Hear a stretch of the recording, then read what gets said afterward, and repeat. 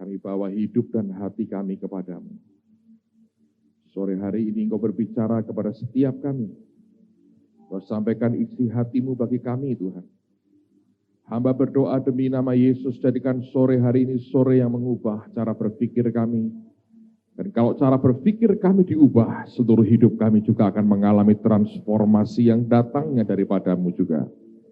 Terima kasih Bapa. Engkau berbicara kepada setiap kami, berikan roh hikmat, wahyu, dan pengertian. Dan buat setiap kami sanggup memahami akan perkataan dan isi hatimu. Jangan biarkan satupun di antara anak-anak yang Kau kasih ini tinggalkan tempat ini tanpa diubah dan diberkati oleh Tuhan. Tapi Engkau mengubah, Engkau menjamah, Engkau memberkati setiap kami dalam anugerah-Mu yang besar. Di dalam nama Tuhan Yesus kami menerima juga akan pengurapan yang baru yang Kau sediakan bagi kami. Haleluya. Semua yang percaya berkata, amen. Silakan duduk saudara. Nah, saya sedang membuat, dalam hati saya sedang ada perenungan dalam satu hari ini, oleh karena kalau Anda sempat dengar, kemarin saya hampir 15 jam lah saya di studio, cuman rupanya saya memilih waktu yang agak salah. Dan saya ambil Jumat itu sebetulnya agak keliru, jadi teler sekali saya. Tapi rupanya anugerah Tuhan, nah saya pikir saya bisa handle kira-kira mungkin 60-70 penelpon, tapi jam 8 kemarin saya hentikan tepat orang ke 100 yang telepon, saya bilang that's it lah, saya mau pulang tidur. Nggak tahan lagi, fisiknya nggak tahan lagi. Tapi saya belajar begini saudara ya, karena kalau begitu selesai, ternyata itu menghasilkan perenungan dalam hati tentang kehidupan manusia. Dan yang menarik adalah begini, kalau Anda bisa duduk mendengarkan semua keluhan orang, itu kan menarik ya. Ada yang menangis, ada yang tertawa, ada yang cengengesan, ngomongnya ngelantur ke sana kemari, ada yang ngeyel, ngotot, diajak ngomong nggak bisa ngerti. Anda akan bertemu dengan banyak orang, yang kadang-kadang ada orang yang boleh tertawa tapi nggak boleh terdengar tertawa saudara, gitu ya. Walaupun geli tapi Anda mesti tahan, kalau tidak jadi reaksinya jadi jelek. Dan dari semua itu saya belajar begini, aduh ternyata problem orang itu, waduh banyaknya luar biasa. Dan saya terus terang, saya berkata inilah habitat saya, inilah dunia saya sebetulnya, berurusan dengan kehidupan nyata. Dan buat saya itu sehat, saya senang sekali. Dan kita semua kalau Anda mendengar ya, ada banyak orang berkata, wah ternyata problem kita tidak seberat orang lain. Ada banyak orang yang merasa problemnya paling berat ketika berhadapan dengan cerita-cerita yang nyata. Dari banyak orang yang menghadapi problem yang lebih berat, mereka berkata, problem saya ternyata tidak seberat orang itu. Itu sisi yang positif yang kita bisa pelajari dari itu. Saya belajar banyak bahwa semuanya karena anugerah Tuhan. Tadi waktu kita nyembah terakhir nih, Tuhan ngomong sama saya begini. Dia berkata begini, apa akibat daripada apa sebetulnya basic dari yang engkau lakukan sebetulnya ketika aku perintahkan berbuat begitu. Yang muncul itu apa? Jujur saya berkata yang muncul itu belas kasihan, saudara. Ya kalau Anda tidak ada belas kasihan ilahi, Anda buat acara begitu tidak akan berguna banyak. Anda akan jago menjawab semua pertanyaan, tapi yang dibutuhkan, yang mengalirkan kuasa itu adalah belas kasihan sebetulnya. Lalu kemudian Tuhan berkata begini, saya hanya tirukan ya, tadi dia ngomong sama saya begini. Kalau kamu sebagai hambaku, motifmu hanya karena kasih saja kepada jiwa-jiwa. Belum sampai kepada menyenangkan hatiku. Hanya karena muncul belas kasihan kepada jiwa-jiwa. Itu sudah cukup untuk membuat engkau sangat diberkati. Saya diam, saya bilang, mana ayatnya? Itu kebiasaan saya, saudara. Mana ayatnya Tuhan? Kalau Pak Yusak, amin, sudah percaya. Kalau saya enggak, mana ayatnya? Kok begitu Pak? Ya memang lahir dari rahimnya ibu yang berbeda, saudara. Jadi berbeda lah, orang berbeda. Kalau saya diomongin Tuhan begitu, saya berkata, mana ayatnya? Tapi dia berkata begini, kalau kamu dalam hidupmu sebagai hambaku, engkau melayani aku, dan motifmu hanya satu, karena engkau mengasihi jiwa-jiwa.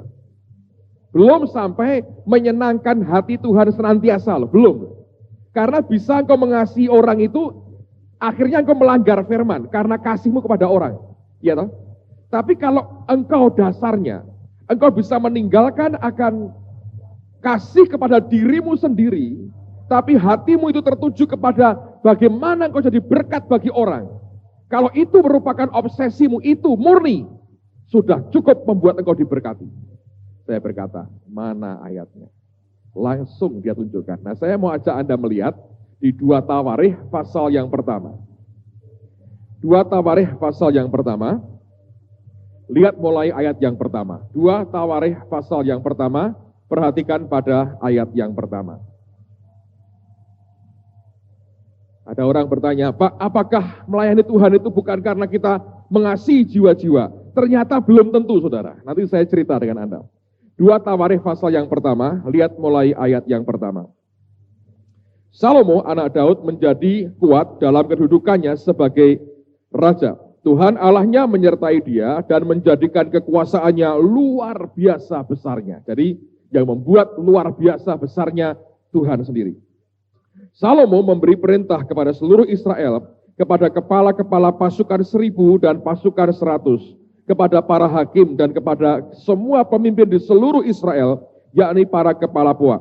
Lalu pergilah Salomo bersama-sama dengan segenap jemaah itu ke bukit pengorbanan yang di Gibeon, sebab disitulah kemah pertemuan Allah yang dibuat Musa, hamba Tuhan itu di padang gurun.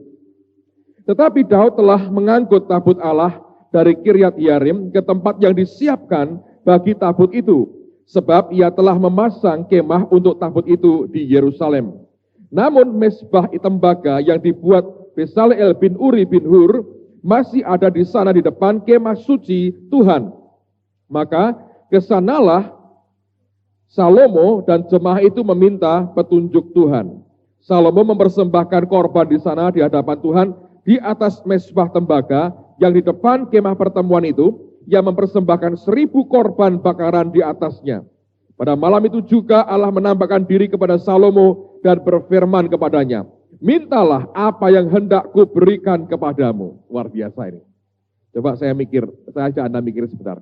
Kalau seandainya Tuhan tanya dengan saudara, mintalah apa yang hendak ku berikan kepadamu. Saudara kira-kira mau minta apa? Ayo. Anda harus mulai memikirkan loh sekarang ini. Siapa tahu nanti malam betul-betul didatangi. Loh ya toh? Loh, jangan berkata, enggak mungkin Pak. Ini adalah kesaksian seorang ibu. Saya baru melayani sebuah persekutuan doa. Ibu itu bersaksi begini. Waktu saya buat counseling yang lalu, 15 jam yang lalu itu, ibu ini pernah mati beberapa jam. Terus tanya dengan saya, Pak, gimana supaya saya bisa dengar Tuhan bicara, bergaul dengan Tuhan? Nah kan susah ngajarinya. Semenit masa jawabnya harus begini, begitu kan susah. Saya berkata begini, sudah gampang aja. Ibu baca bukunya tentang Pak Yusak aja. Bergaul hidup, bergaul karib dengan Tuhan. Dia baca 2 buku, begitu habis didatangi Yesus sendiri. Makanya saya berkata, mulai mikir nih, siapa tahu nanti malam Tuhan berkata, Sidone njaluk apa? Nah, Anda sudah siap dengan jawaban. Kalau bisa jawab, saudara. Oke? Nah ini kita belajar, ini penting, saudara. Saya pernah merenungkan ini. Tuhan, kalau engkau datang nanya saya itu, saya mau jawab apa sebetulnya? Apa jawabannya Pak? Rahasia, tidak untuk umum, saudara. Istri saya pun tidak saya beritahu apa yang saya inginkan. Kenapa begitu? Oh ini rahasia yang terdalam dari hidup saya. Yang saya sendiri pun tidak tahu apa yang akan saya katakan. Karena itulah saya tidak beritahu, saudara. Alright. Sampai mana tadi? Terlalu banyak cabangnya, yang ngelantur kemana-mana. Ayat berapa tadi ya? 7 ya, 8 sekarang. Berkatalah Salomo kepada Allah, engkaulah yang telah menunjukkan kasih setiamu yang besar kepada Daud ayahku dan telah mengangkat aku menjadi raja menggantikan dia. Maka sekarang ya Tuhan Allah, tunjukkanlah keteguhan janjimu kepada Daud ayahku, sebab engkaulah yang telah mengangkat aku menjadi raja atas suatu bangsa yang banyaknya seperti debu tanah.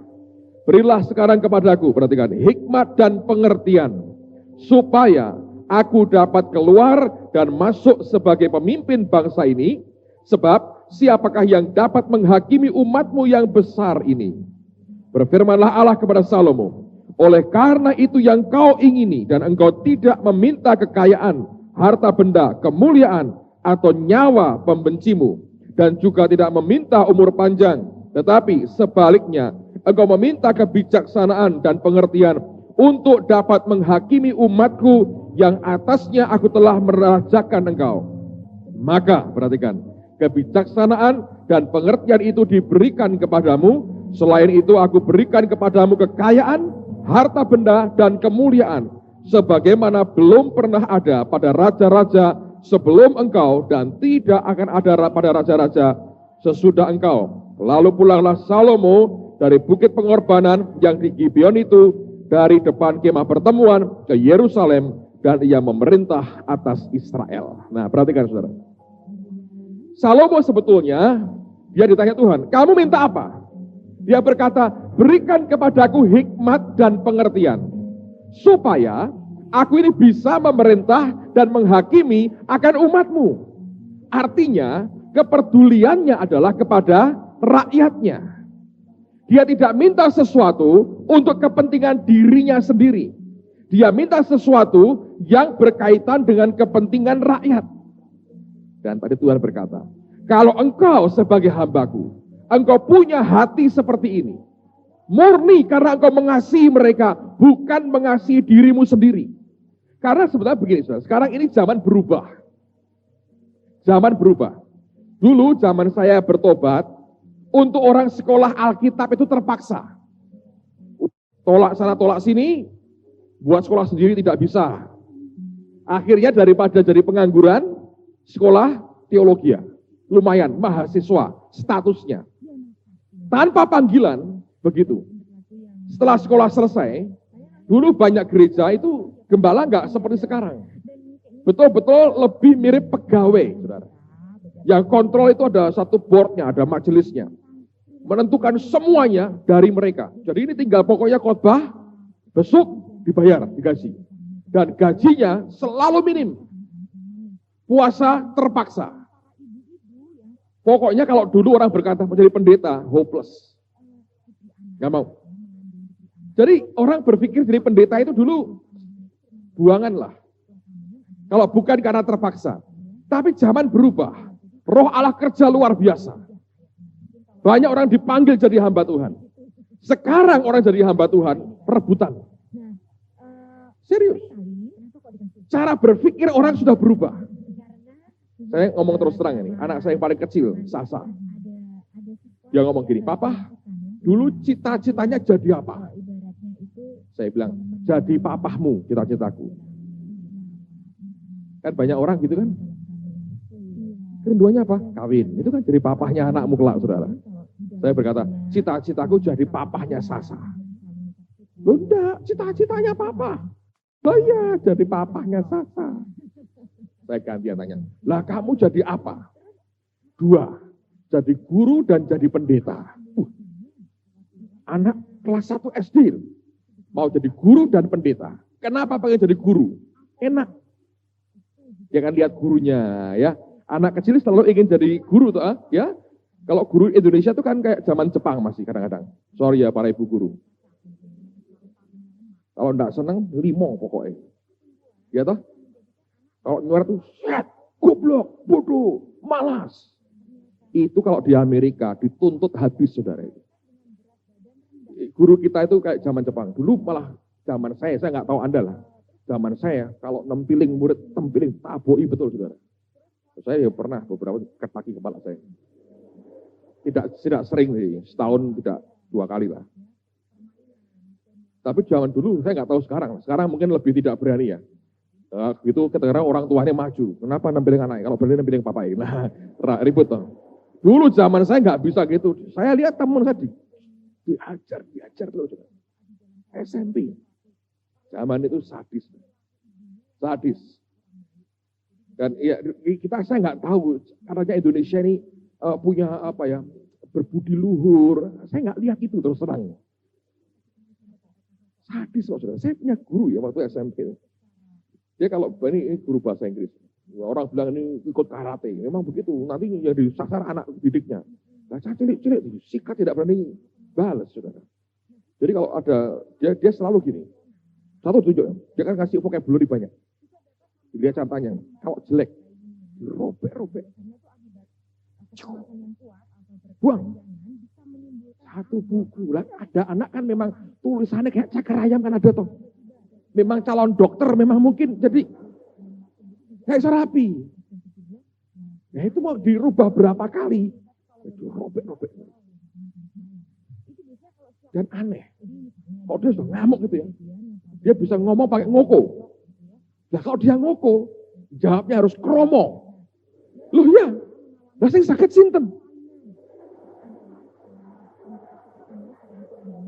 Ini fansnya Panglipuran kok. Nggak suka ya, coret semaunya. Nggak pernah memberikan beda lah, saudara, beda. Ya. Kalau Anda di barat itu kulturnya semua berbeda. Orang didorong untuk berkembang. Beda, diapresiasi, dihargai. Semua bisa ngomong sedikit. Kalau asal buat aja lah. Keliru-keliru ya C minimal. Nah, kalau kita asal gawe coret-coret D. Bodoh gitu. Ya rasa dikandani memang raiso. Jadi orang tekan habis. Saya nggak tahu lah, kenapa bisa begitu. Kan mungkin dari dulunya ya, dari penjajahan Jepang itu ternyata merasuk di hati kita luar biasa. Tetapi anak saya juga ngalamin, guru enak. Ya emang enak. Semua takut sama dia. Kalau sudah metreng-kereng begini kan anak-anak mungker semua. Saudara. Ini kan wakilnya Tuhan ini. Hidup matiku tergantung orang ini. Gitu. Dia bisa anything, apapun yang dia mau. Kamu jadi guru? Iya, aku jadi guru Pak, enak. Seneng, ngasih nilai, nyoret, gitu kan sukanya kan gitu saudara. Kenapa Bang jadi pendeta? Oh itu karena pendeta itu rumahnya besar, uangnya banyak, mobilnya bagus, wah bertobat saya berkata. Langsung koroi mamahnya saudara. Cara mikirnya sudah berbeda sekarang ini. Jadi orang jadi pendeta itu belum tentu itu panggilan.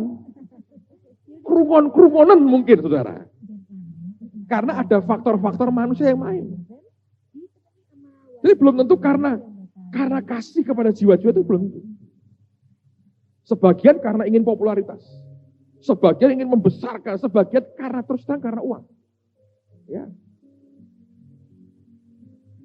Dan tiba-tiba saya ingat peristiwa sekian puluh tahun yang lalu ketika saya lahir baru, lebih dari 20 tahun yang lalu, saya masih ingat panggilan Tuhan dalam hidup saya ini sebetulnya bukan karena saya dengar Tuhan bicara audible ngomong, jadilah hambaku, tidak. Yang menarik adalah, saya dulu kumpul dengan beberapa hamba Tuhan ya, almarhum Pak Yeremia Rim misalnya, dan beberapa hamba Tuhan lain, ketika mereka datang, beliau datang berkhotbah, nyampaikan firman, saya bisa mikirnya beda dengan yang lain. Saya berkata begini, waduh ini tuh, hidup kayak begini ini bagus saya berkata. Lain daripada orang lain. Kalau dia datang, dia ngomong, semua diberkati. Yang lain tuh hidup cari duit untuk dirinya sendiri. Nah ini bagus, hidup sekali, luar biasa dampaknya untuk orang lain. Nah ini hidup punya arti kayak begini. Podo-podo cuma urip ming sepisan saya berkata. Ini luar biasa. Ternyata kerinduan itu merupakan panggilan Tuhan, saudara. Nah, waktu berjalan tetap dimurnikan Tuhan ya, makin dimurnikan pasti. Tapi akhirnya ketika itu muncul lagi, saya menyadari, saya tahu itu anugerah. Bahwa dasarnya pada mulanya itu compassion, belas kasihan, ingin melihat orang lain diberkati. Ingin melihat orang lain dirubah hidupnya. Ingin melihat anak-anak Tuhan diangkat hidupnya, diselamatkan. Dan belakangan ketika saya mulai beberapa kali buat program counseling 15 jam, saya pulang dengan perenungan, saya berkata Tuhan hidup orang begini susah. Lalu saya berkata ini apa? Saya berkata Tuhan ini apa sebenarnya? Perenungannya adalah kasih kepada jiwa-jiwa. Dan Tuhan berkata kalau kamu hanya punya compassion saja kepada jiwa-jiwa itu. Murni, kau belum berkata, aku menyenangkan Tuhan, belum sampai ke situ. Baru titik, aku mengasihi mereka, aku ingin melihat mereka diberkati. Tuhan berkata, aku akan berikan kepadamu, sudah cukup membuat kamu hidupmu diberkati luar biasa. Amen, saudara. Dan Tuhan buktikan firman-Nya. Saya kemarin ketika saya dengerin orang gitu ya, ada dengar mungkin ya, saya nggak sebut nama, ada seorang bapak yang berkata, Pak ini sudah sekian bulan saya tidak kerja, nggak ada income. Dan Tuhan berkata pada saya, cari nomor teleponnya. Saya suruh terus teleponnya. Ada seorang sudah digerakkan Tuhan, kasih berkat. Itu beberapa kali kalau di Rema begitu, orang counseling ya. Ada orang lain dengar gitu, terus kena gitu, kasih duit. Tidak sering tahu sudah, titipin, berikan. Luar biasa. Dan Anda kalau dengar itu pagi-pagi, saya waktu mendoakan orang Tuhan ngomong gini, ada seorang bapak yang sudah bertahun-tahun ada murtad tinggalkan Tuhan. Ini waktu yang kau kembali ke Tuhan. Nangis, telepon, saya orangnya, Pak. Lahir baru. Luar biasa. Kembali ke Tuhan. Itu yang bisa masuk di telepon. Ada banyak. Ada seorang ibu yang bersaksi senang sekali karena anaknya sudah 9 tahun berumah tangga dan tidak punya anak. Ternyata saluran ke kandungan tertutup. Dokternya berkata, tidak mungkin punya anak sebetulnya. Ketika akhirnya hamil, sekarang sudah 3 atau 4 bulan kandungannya, diperiksa memang hamil. Dokternya berkata, ini mujizat, kok bisa punya anak. Akhirnya dia bersaksi waktu di gereja, saya sudah lupa, saudara. Saya pernah tanya siapa yang menikah sekian lama dan belum punya anak. Dia maju ke depan, didoakan, dijamah Tuhan. Sejak itu, sebulan kemudian, hamil istrinya. Dan sekarang mengandung. Saya dengar itu, saya bilang, Tuhan luar biasa. Ajaib. Dengar lagi istri-istri yang mengeluh suaminya pernah kasih duit dan menghabiskan uang. Kadang ada perasaan itu campur. Tapi saya bilang Tuhan begitu banyak ya orang yang hidupnya susah, menderita. Saya berkata kalau begini Tuhan itu hidup begini ya worth it lah. Kita bisa berkata dikorbanin seperti apapun saya berkata. Kalau kita jadi berkat bagi orang lain itu yang luar biasa. Amen saudara. Kalau hidupmu aja, engkau punya suatu tujuan kandungan hidup yang mulia dalam hidupmu. Saya berkata, sudah cukup membuat Allah memberkati engkau luar biasa. Baru melihat ke orang lain. Baru melihat ke orang lain. Dan jangan lupa, motif Yesus datang itu, Alkitab berkata, karena begitu besar kasih Allah akan dunia ini. Semua belas kasihan kepada manusia lain. Yang tulus ya, tidak ada rekayasa. Kalau tulus keluar dari hatimu kau berkata, aku ingin jadi berkat bagi mereka. Sudah cukup membuat engkau diberkati. Saya minggu lalu ngomong dengan Pak Lukas. Saya berkata, Pak Lukas, tapi tetap bergurau aja nih. Saya memutuskan saya akan rekaman. Nyanyi saya. Wah dia ketawa-ketawa, saya mau nyanyi. Padahal tidak. Tapi saya bergurau. Saya bilang, saya mau nyanyi. Saya ini tidak pernah nyanyi. Dipaksa nyanyi. Anda tahu waktu operet itu, Come Home. Wah luar biasa. Kenapa saya mau nyanyi? Ini bergurau loh. Nanti kalau dengar Maranatha video repot. Betul. Apalagi Hillsong kalau dengar nanti Darlene bisa lewat. Saudara tahu minggu lalu ada seorang anak Tuhan datang kepada saya konseling. Dia berkata gini, Pak, saya ini 8 tahun meninggalkan Tuhan. Undur dari Tuhan, tidak ke gereja, 8 tahun. Natal lalu Pak, itu kan ada jinglenya, ada cuplikannya, advertensi untuk mengundang orang, iklan untuk undang Christmas kita kan. Dia berkata, satu hari saya setel radio Pak, saya dengar suara menggelegar, come home katanya. Nangis, bertobat, balik ke gereja. Sekarang saya kebaktian di sini. Bagus, kamu sudah come home, welcome home. Saya berkata, Allah. Saya berkata, wes nyanyi lah kalau caranya gini. Ayo wes nyanyi, saya berkata. Kalau siapa tahu 1 juta orang diselamatkan. Dan saya mau berterima kasih pada istri saya yang akhirnya mengizinkan saya rekaman. Kalau bukan karena izinnya dia nggak keluar nih suara saya. Nggak keluar. Saya berkata, ya wes nyanyi wes. Saya nyanyi didampingi Samuel. Dia dengerin 1,5 jam dia nungguin. Ternyata dia hafal loh sama dia. Dari Cirebon dia ke Jakarta, sepanjang jalan dia nyanyi kambum terus saudara, luar biasa. Saya dengar ada beberapa orang minta kasetnya, memang langka ini, susah dia. Karena itu, saya tanding beranilah dengan anak-anak sudah nyanyi, oke lah. Sudah ketahuan kalau ini jinglenya aja 1 orang bertobat. Oh dengar gitu Pak, kok saya nangis loh. Tapi bukan karena suaranya, jangan GR. Sadar saya ini saudara. Suara kayak ngono aja kok. Sebetulnya loh ya, tapi Roh Kudus yang mengurapi. Nah itu berbeda. Setelah diurapi itu jadi mahal saudara. Itu yang membuat berbeda. Kenapa kok Bapak punya? Saya sederhana aja kok. Untuk jiwa-jiwa kita kan win the lost at any cost.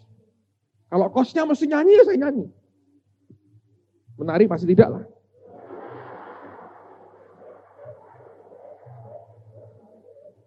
Saya suruh ikut Terry jadi dancer, no way. Saya tengking langsung dalam nama Yesus lah pasti.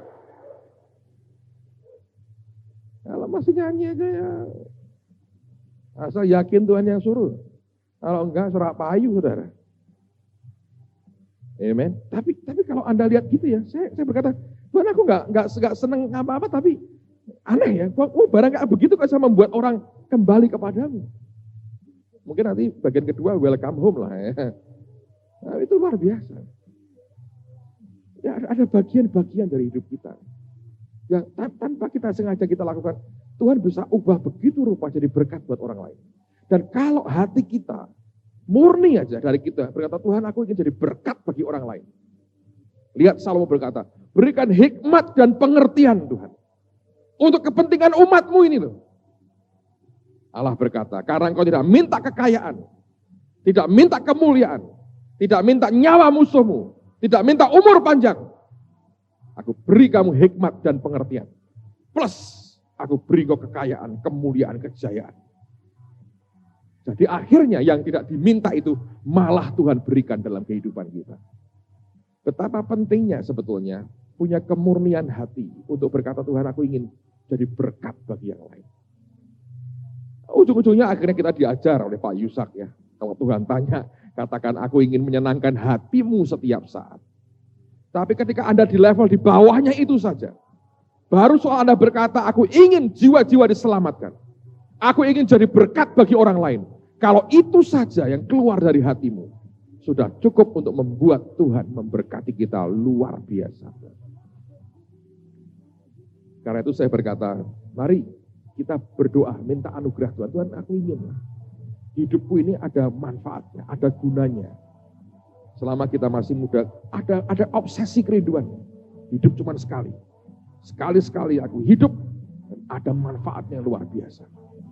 Nah, kalau kita tidak mengerti akan hal ini, kita akan mengalami kesulitan sebetulnya. Dan saya berdoa, Tuhan akan membuat kita makin hari makin mengasihi akan jiwa-jiwa di sekitar kita. Memang agak aneh buat saya karena seminggu terakhir ini sekian bulan terakhir ini saya mendengar begitu banyak buah yang indah yang saya bisa dengar kembali, saya bisa dapetin kembali, saya berkata ajaib sekali. Ada banyak hal yang sudah saya lupakan sebetulnya. Tiba-tiba muncul di Jakarta ada seorang ibu dengan suaminya datang menggandeng 2 orang anaknya. Yang pertama kira-kira umur mungkin 10 tahun ya, dia gandeng. Dia berkata, Pak ini anak saya yang pertama, ingin kenalan dengan Bapak. Oh ya, kenalan, jabat tangan. Nah, sudah ketemu ini Om Petrus katanya. Terus dia ketawa-ketawa, suka dengar khotbahnya katanya. Oh ya, terus ibunya cerita, Bapak mungkin sudah lupa. Kenapa saya berkata? Sekitar 11 atau 10 tahun yang lalu, kami datang ke Bapak, sudah nikah sekian tahun, tidak punya anak. Bapak berdoa buat kami. 1 bulan kemudian, anak ini dalam kandungan saya, Pak. Ini lahir, begitu lahir mulai gede, sekarang sukanya dengar khotbahnya Bapak. Terus saya bilang, ya karena itu hamba Tuhan yang mendoakan mama papa sehingga kamu bisa lahir. Senang sekali saya lihatin anaknya, nggak mirip saya lah pasti, mirip bapaknya. Bagus lah, puji Tuhan. Senang sekali bisa begitu. Di Malaysia ada seorang ibu yang datang bersaksi ngomong dengan saya. Dia berkata, Pak sebetulnya anak saya kepingin ketemu dengan Bapak, tapi waktu di gereja di kota Kinabalu, begitu banyak orang yang ngerubuti ingin ketemu, jadi nggak bisa kenalan. Kenapa? Dia berkata, sekian tahun lalu Bapak kemari, anak saya itu punya ini radang amandel yang akut sekali, betul-betul harus dioperasi. Bapak berdoa buat dia dan dia disembuhkan. Saya bilang, aku sudah lupa ini. Dan buat saya tidak ada untungnya ingat-ingat begitu, tapi saya berkata itu Tuhan lah, saudara. Ya, saya berkata luar biasa. Hidup sekali ya, ada manfaatnya untuk orang lain. Ya, biarkan mereka menikmati kebaikan Tuhan yang luar biasa. Amen, saudara. Jadi kalau hidup kita ini hanya berkata belum sampai titik menyenangkan hati Tuhan, belum. Tapi Anda sudah mulai tinggalkan dari ego. Mulai berkata, bagaimana aku jadi berkat bagi orang lain. Itu saja kau kerjakan. Sudah cukup untuk membuat hidup kita ini diberkati Tuhan. Lihat Salomo. Dia nggak minta apapun di dunia ini, justru itu diberikan sebagai bonusnya. Sekarang ini banyak orang ngejar kekayaan, ngejar kemuliaan, ngejar kedudukan. Saya berkata malah lepas dari tanganmu. Kejar Tuhan dan biarkan dia mengalirkan kasih-Nya, lalu engkau akan bisa bersentuhan dengan kasih Allah dalam hidupmu. Itu cukup membuat engkau hidup dalam anugerah dan diberkati luar biasa. Dan orang begitu biasanya ya, Anda akan berbuat apapun untuk dia. Tidak pernah engkau tawar. Kecuali di luar kemampuanmu. Tapi kalau engkau bisa, orang yang hatinya memang untuk jiwa-jiwa. Cinta ke Tuhan luar biasa. Anda akan berbuat apapun supaya orang diberkati. Saya masih ingat saya aktif di pelayanan dulu. Bagian dekorasi, kerjaan gambar-gambar. Ya bisa lumayan sedikit-sedikit lah. Ya, kerjain apapun yang bisa. Gak ada orang percayakan tuh. Khotbah. Nanti tiba-tiba satu kali ada kebaktian di tempat kami, Pak Yerim yang berkhotbah, yang mimpin pujian gak datang. Pak Adi berkata, kamu yang mimpin pujian. Wah, saya bilang, boleh, ngambil nada aja gak bisa. Saya bilang, sikat aja pokoknya. Disertai Tuhan. Malah dengan langganan, suruh mimpin pujian terus. Saya dulu tapi kalahnya dengan Pak Timotius saja dulu saya. Dulu adalah song leader handal. Kami pernah doa sama-sama di mana? Petek ya, dimaki-maki orang. Lagi Allah di sini, dia nyanyi lagu itu kan, orang berdiri. Maksudnya apa ya? Teman kami buka kantor di situ buat persekutuan. Pak Timotius kan the best song leader yang kita pernah punya loh. Trainingnya nanti minta beliau, kalau masih ingat teknik-tekniknya, tapi teknik kuno sekali memang. Itu dimaki orang. Jadi ada banyak, lewatin banyak hal, saudara, lewatin banyak hal. Tapi saya mau beritahu saudara, kalau motif kita cukup berkata aku ingin jadi berkat Tuhan buat orang lain, tidak akan nanti hidupmu diabaikan Tuhan, saudara, tidak bakal. Sebab Tuhan tidak pernah mau hutang dengan siapapun. Kalau hatimu tulus memberkati orang lain, sudah diberkati. Saya cerita lagi ya. Saya tulis buku ini, Hidup Bergaul Karib dengan Tuhan. Saya berdoa, Tuhan berkata, kamu kerjakan. Dan dia berkata pada saya begini, kamu tidak usah minta bagian.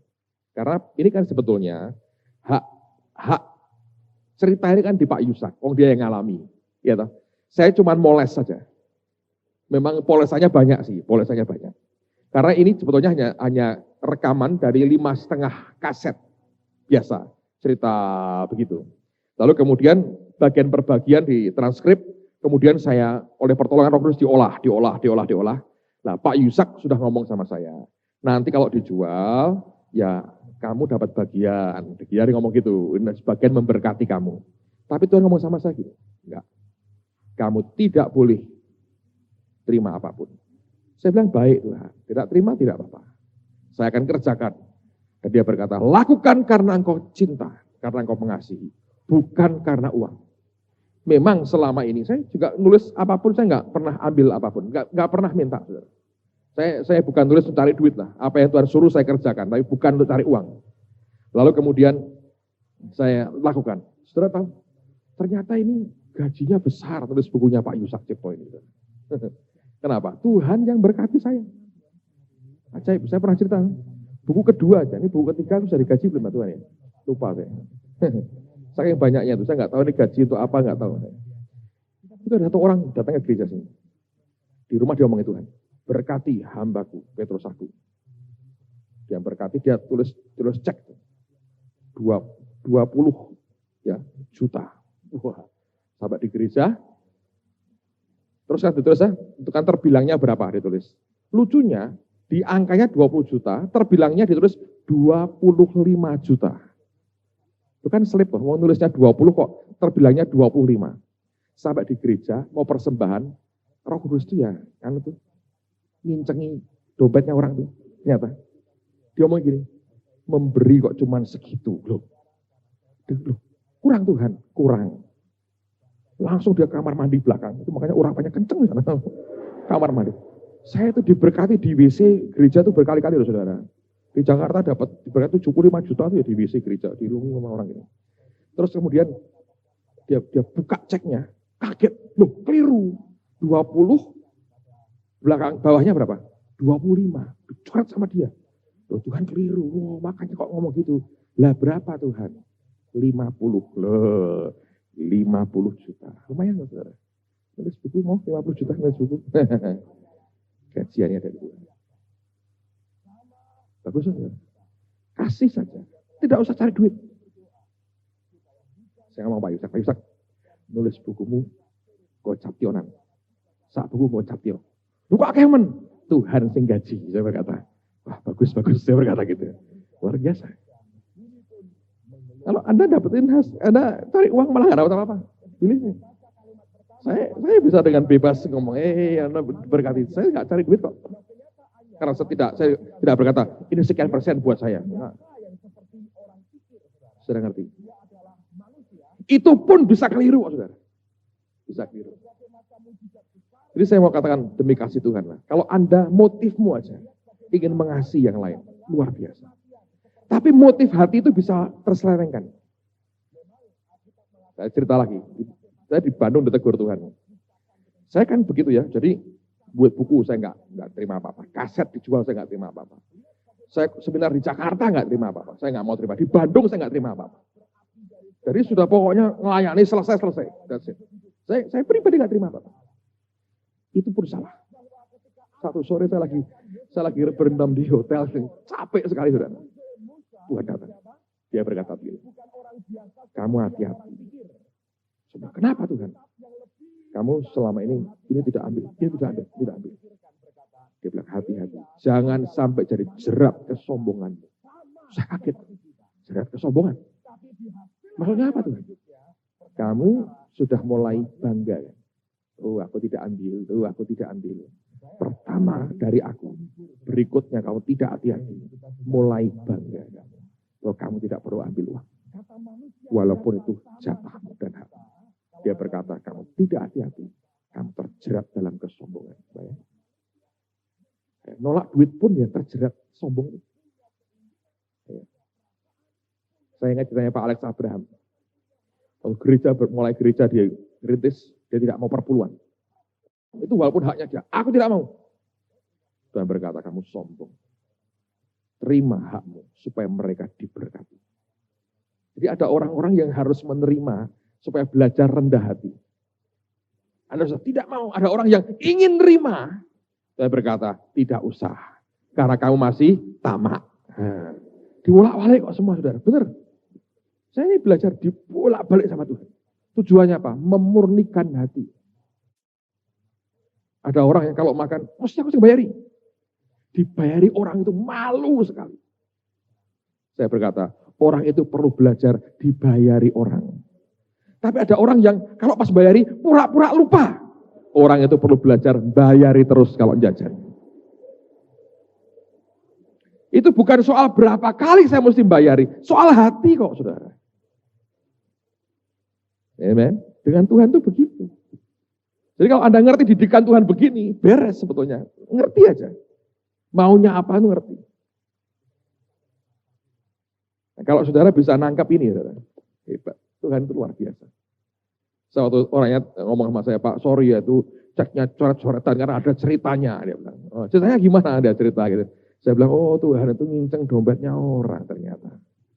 Nah, itu betul kan ketika Yesus duduk di samping kotak persembahan di bait Allah. Ada orang kayak ngasih persembahan, ada janda ngasih 2 peser. Dia berkata apa? Janda ini memberi lebih banyak. Sebab dia memberi seluruh kekayaannya. Seluruh yang ada padanya. Lah kok ngerti? Rupanya diinceng sama Tuhan. Nyai piro? Loro, diinceng. Entek. Wah total 100%. Ada yang ngasih banyak, boom, diinceng. Wah masih banyak banget dia punya. Wah ini enggak memberi sepenuh hati. Rupanya dia ngerti ya saudara. Senang juga sih punya Tuhan yang peduli dengan kita ya. Amen saudara. Cuman perhatikan, kalau Anda punya motivasi, cukup simple aja. Aku mau memberkati orang lain. Hidupku ini bagi orang lain. Saudara akan diberkati Tuhan luar biasa. Kita ada BP di sini. Awal-awalnya berat, saudara. Berat. Paling berapa orang ya tiap hari ya? 5, 3. Awalnya berat. Awalnya berat. Pada waktu kita berdoa untuk pengurapan tahun ini, pas Dr. Mary yang saya disuruh mendoakan dia. Dan Tuhan pesan sama dia. Kita omongin, mulai tahun ini kamu akan diangkat Tuhan. Begitu selesai doa pengurapan, saudara. Itu kan profesi, sudah bubar sebetulnya. Tapi itu ada orang-orang yang terus minta, dan makin malam itu makin kuat pengurapannya. Pas dia maju, keluar firman itu. Nah, dia bersaksi sekarang ini bisa 40, bisa 60 setiap hari. Dan yang datang itu orang-orang yang sekitar tempat ini ya. Dan mereka diberkati. Tiap hari. Hidup sekarang. Balai penguatan kita. Luar biasa. Saya percaya ya, anugerah Tuhan hebat sekali. Nah, dia bilang, Pak, bener Pak. Tuhan angkat luar biasa. Saya bilang. Tiap hari. Karena itu Tuhan. Kalau compassion keluar ya, semua akan mengalir dengan sendirinya. Tapi kalau sudah egomu keluar, Anda mulai begini. Saudara. Percayalah. Barang siapa takut kehilangan nyawa, dia akan kehilangan nyawa. Saya berdoa kita belajar sejak masa muda kita. Jangan lagi kita punya sesuatu yang hanya untuk kepentingan diri sendiri. Berikan semua untuk Tuhan. Dan kalau Anda punya belas kasihan kepada orang lain, sudah cukup untuk membuat Anda hidup diberkati Tuhan. Luar biasa. Saya berdoa, anugerahnya akan menyertai kita. Nah, saya ingin ajak Anda perhatikan beberapa bagian lagi. Ayat yang ke-14. Lihat 2 Tawarikh pertama, ayat yang ke-14. Apalagi yang kemudian dikerjakan dan dinikmati oleh Salomo sebetulnya. Kita lihat ayat berikutnya. Salomo mengumpulkan juga kereta-kereta dan orang-orang berkuda, sehingga ia mempunyai 1.400 kereta dan 12.000 orang berkuda, yang semuanya ditempatkan dalam kota-kota karena kereta dan dekat raja di Yerusalem. Raja membuat banyaknya emas dan perak di Yerusalem sama seperti batu, yang dan banyaknya pohon kayu ara sama seperti pohon ara yang tumbuh di daerah bukit. Kuda untuk Salomo didatangkan dari Misraim dan dari Kewi. Saudagar-saudagar raja membelinya dari Kewi dengan harga pasar. Sebuah kereta yang didatangkan dari Misraim berharga sampai 600 shikal perak. Dan seekor kuda sampai 150 shikal. Dan begitu juga melalui mereka dikeluarkan semuanya itu kepada semua raja orang Het dan kepada raja-raja Aram. Luar biasa ya. Jadi kelimpahan yang Tuhan beri itu saya begitu emas sampai kayak batu. Kumpulin. Hanya karena motifnya satu. Aku ingin Tuhan memberkati umatmu. Banyak orang tidak nyampe ke sini. Hidup hanya untuk dirinya sendiri. Kamu ngapain habis ini? Oh, aku mau SMA. Setelah SMA, ya aku mau kuliah. Kuliah ambil apa? Ekonomi. Setelah itu, ekonomi apa? Ya akuntansi. Terus setelah itu, ya aku mau kerja. Setelah itu, ya kawin. Setelah itu, ya punya anak. Jadi papahnya anak-anak. Nah terus, ya kerja pokoknya. Cari uang. Terus cari rumah. Kreditan 25 tahun. Mobil kredit 5 tahun. Terus setelah itu, ya sudah Pak, ya segitu. Tambah anak.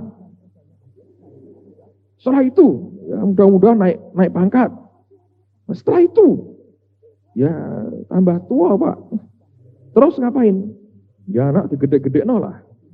Terus, ya sekolahkan anaknya. Itu tuh Pak. Terus setelah itu, anaknya sudah gede-gede ya kawin.